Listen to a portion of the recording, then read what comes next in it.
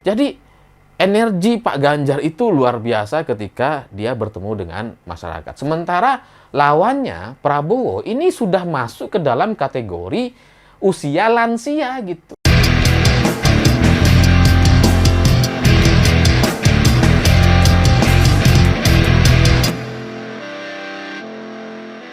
Selamat malam para mantan, selamat malam untuk semua mantan-mantan kalian yang hadir di acara pernikahan kita.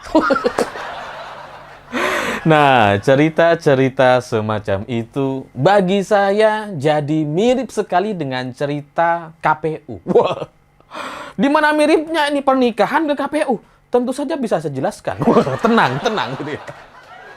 Ya karena kan belakangan KPU ketika ditanya kenapa menghapus debat cawapres, KPU bilang bahwa enggak, ini enggak dihapus, tapi ketika debat cawapres itu dihadiri sama capresnya juga. Itu kan jadinya bukan debat cawapres, tapi debat capres-cawapres. Itu kan ibarat kita nikah sama gebetan kita, lalu kemudian mantan kita hadir di pernikahan itu, lalu dia juga dirias gitu. Mantan kita dirias, dikasih baju pengantin, dan duduk di pelaminan. Mirip seperti cerita KPU gitu. Lalu apakah kita bisa bilang bahwa enggak, saya enggak menikahin mantan gitu, saya cuma nikahin gebetan. Tapi kan mantanmu ada di sana juga, ada di pelaminan.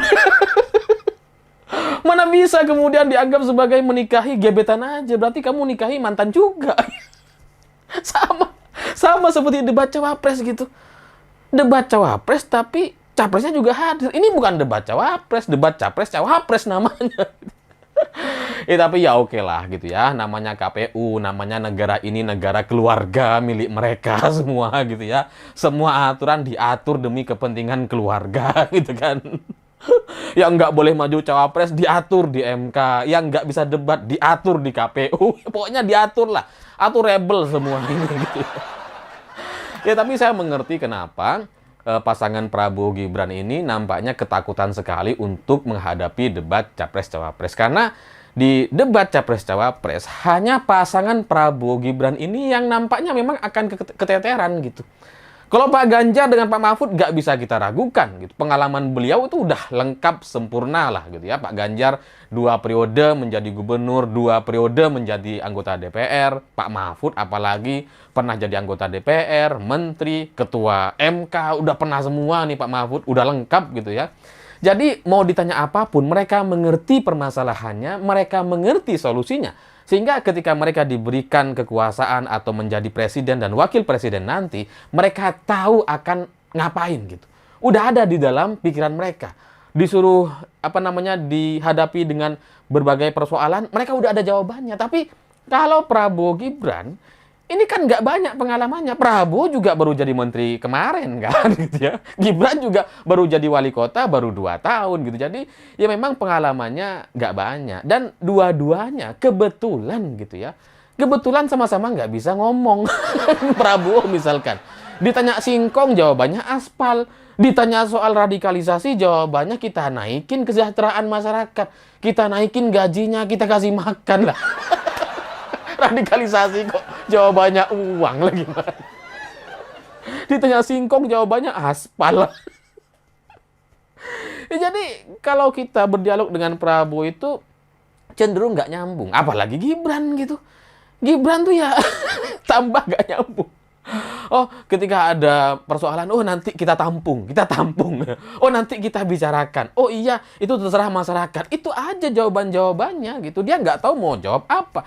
Kenapa? Ya karena pengalamannya cuma 2 tahun itu sebagai wali kota gitu. Jadi kalau mereka harus berhadapan dengan debat capres-cawapres, yaitu akan membuat elektabilitas mereka kayaknya semakin menurun gitu. Makanya kemudian idealnya debat capres-cawapres ini dihapuskan aja gitu, nggak ada gitu. Supaya apa? Ya supaya menguntungkan sepenuhnya kepada Prabowo Gibran. Kalau mau curang jangan tanggung-tanggung lah, hapus sekalian gitu kan. Ya karena debat capres-cawapres ini pasti akan berdampak kepada elektabilitas pasangan gitu ya, kepada elektabilitas paslon. Dan itu yang saya tahu dari Pilpres 2014 dan 2019.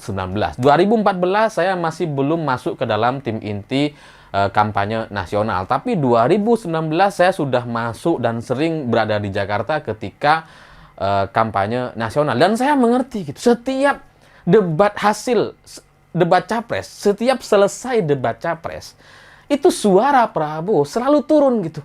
2%, 1%, 1,5% turun terus gitu. Jadi kalau 5 kali debat, ini minimal 7% turun. Turun ya. Makanya debat capres-cawapres ini memang sebaiknya dihapuskan aja gitu ya, supaya Prabowo suaranya nggak turun. Kalau masih ada, ini turun. Jadi ya mungkin gitu ya, aturan KPU ini berubah seperti ini dan debat cawapres tidak ada gitu ya, atau ditiadakan, atau ada tapi didampingi sama capresnya, itu ya dalam rangka untuk menampung kepentingan pasangan Prabowo Gibran gitu. Karena nampaknya memang Gibran itu panik sekali kalau berdialog atau berdebat terbuka gitu. Orangnya kayak nggak siap gitu ya. Ya panik lah. Dan kalau ini sampai kemudian kita debat capres-cawapres sampai 5 kali sampai bulan Februari, itu besar kemungkinan kalau misalkan 1 putaran, maka Ganjar akan langsung menang. Tapi kalau misalkan 2 putaran, ini besar kemungkinan yang masuk di putaran kedua itu nggak ada nama Prabowo dan Gibran. Ya karena itu yang kita baca, itu yang kita lihat dari kekalahan, kelemahan Prabowo di tahun 2014 dan tahun 2019 lalu gitu. Jokowi itu bisa menang, salah satu faktornya ya karena ketika dijawab, orang-orang tuh ngerti dan jawabannya tuh nyambung gitu. Meskipun kadang-kadang Pak Jokowi kayak gugup, nggak lancar gitu, tapi minimal orang tuh dengar gitu. Orang itu memahami penjelasannya.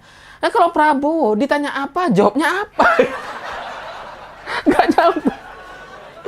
Nah, di tahun 2024 ini, kelemahan Prabowo itu semakin kompleks gitu, semakin sempurna kelemahannya gitu. Karena udah debat, dialog, dia nggak bisa gitu ya, nggak mampu untuk berdebat atau berdialog. Sementara untuk berkampanye, datang menyapa masyarakat, itu bukan gaya dia. Dia itu gaya orang-orang elit yang kalau ketemu rakyat itu ya nggak kuat lama-lama. Prabowo. Ya apalagi sekarang udah termakan usia gitu ya. Jadi ya datang kampanye dikit itu istirahatnya 1 bulan. Coba aja bandingkan gitu ya. Bandingkan dengan kegiatan Ganjar atau Anies misalkan gitu. Itu kan kampanye di mana-mana. Mereka terus bertemu dengan rakyat. Ya meskipun lebih banyak Ganjar sih. Ganjar itu energik sekali gitu ya. Kemana-mana gitu. Hari ini di Jawa Timur, besok di Jawa Barat, lalu kemudian luar Jawa, Kalimantan, NTT, macam-macam lah gitu ya. Merauke gitu. Jadi energi Pak Ganjar itu luar biasa ketika dia bertemu dengan masyarakat. Sementara lawannya Prabowo ini sudah masuk ke dalam kategori usia lansia gitu, yang memang tidak boleh terlalu banyak beraktivitas. Nah, dengan kelemahan-kelemahan ini, mau ketemu dengan masyarakat dia nggak bisa gitu, karena memang gayanya elit, terus kemudian sekarang dia ditambah sudah memasuki usia lansia gitu kan. Nah, terus apa yang mau diandalkan untuk memenangkan kontestasi Pilpres 2024? Ya nggak ada, dia tinggal mengandalkan logistik yang gila-gilaan. Dengan pengerahan, bagi-bagi susu, bagi-bagi makanan. Itu yang bisa dia lakukan. Membujuk aktivis gitu ya, untuk dibeli. Bukan dibeli sih. Ya untuk diajak masuk lah, dengan kompensasi gitu kan. Ya cuma itu yang bisa mereka lakukan gitu. Tapi selebihnya nggak ada. Nah, sementara pemimpin negara sebesar Indonesia rasanya tidak cukup orang yang hanya bisa berada di balik istana gitu. Tidak bisa hanya duduk di istana dan mendapatkan laporan-laporan dari bawahannya. Pemimpin negara kita, pemimpin Indonesia itu seharusnya adalah orang yang memang bonding dengan masyarakat. Dia bisa menyapa, dia menyatu dengan rakyat, berbicara dan mendengarkan permasalahan-permasalahannya. Kenapa? Karena negara ini negara besar yang sistemnya masih belum baik, masih perlu banyak perbaikan, masih banyak yang perlu kita dengarkan dari masyarakat untuk kemudian kita perbaiki. Nah, di tahun 2024 nanti pilihannya memang hanya Pak Ganjar dan Pak Mahfud. Kebetulan keduanya ini memang sangat-sangat energik, sangat bonding dengan masyarakat, sering ketemu dengan rakyat gitu ya, mampu untuk belusukan, nggak ada capek-capeknya. Ya capek sih tidur gitu ya, tapi ya besoknya udah langsung semangat lagi. Itu semangat dan energi Pak Ganjar itu sangat-sangat mudah sekali. Bahkan kalau saya ngikuti gaya atau apa namanya acara-acara kampanyenya itu kayaknya kecapean sendiri gitu. Padahal saya jauh lebih muda dibandingkan Pak Ganjar. Tapi itulah Pak Ganjar, dia mampu untuk belusukan, mendengar suara-suara rakyat di bawah, bersatu dengan rakyat, bonding, dan menjawab segala persoalan dengan akurat. Dan hanya dengan cara itulah Indonesia akan lebih baik ke depan.